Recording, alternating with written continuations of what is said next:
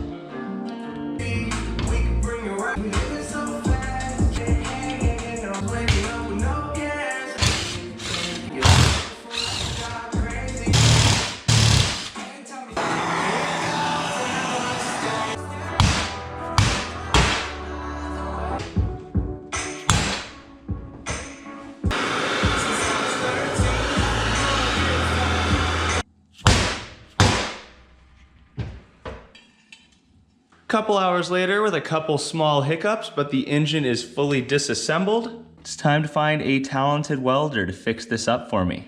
Welding is something I would really like to add to my skill set and just haven't quite made the investment on a welder and the time to learn. But I'm sure I can find a local welder who's good with aluminum who can fix this case up and make it ready to go. The YZ build is underway. So while I pan over all of the parts here for the YZ, I'd like to get your opinion on how you like the format of this. I'm always jamming out to music in the garage, and then I usually mute or lower that volume and put a full song over it, but this time I kind of just let it go. And I'm curious if you guys think that's more enjoyable to watch or less enjoyable to watch, so I know for the future. Anyway, I kind of just reassembled the chassis so that I could see it all together, get some before shots, as well as get my entry video together for the Broke to Built contest. So here's kind of the starting point.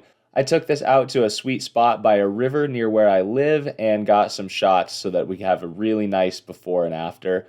And then went ahead and just tore the thing back down. It really didn't take too long.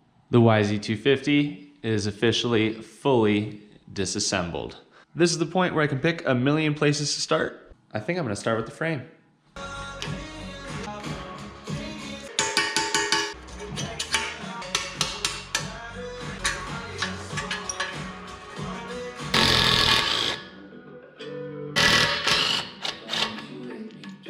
So for the frame, after removing those pegs and peg mounts, I started with some Dawn dish soap and Scotch-Brite and just scrubbed the whole thing down as best I could.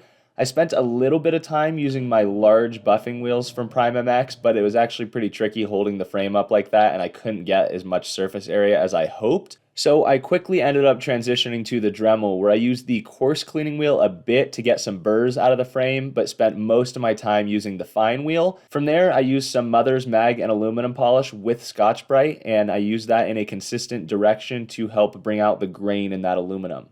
I could certainly put some more time into this if I wanted to, but overall I think it's looking pretty darn good.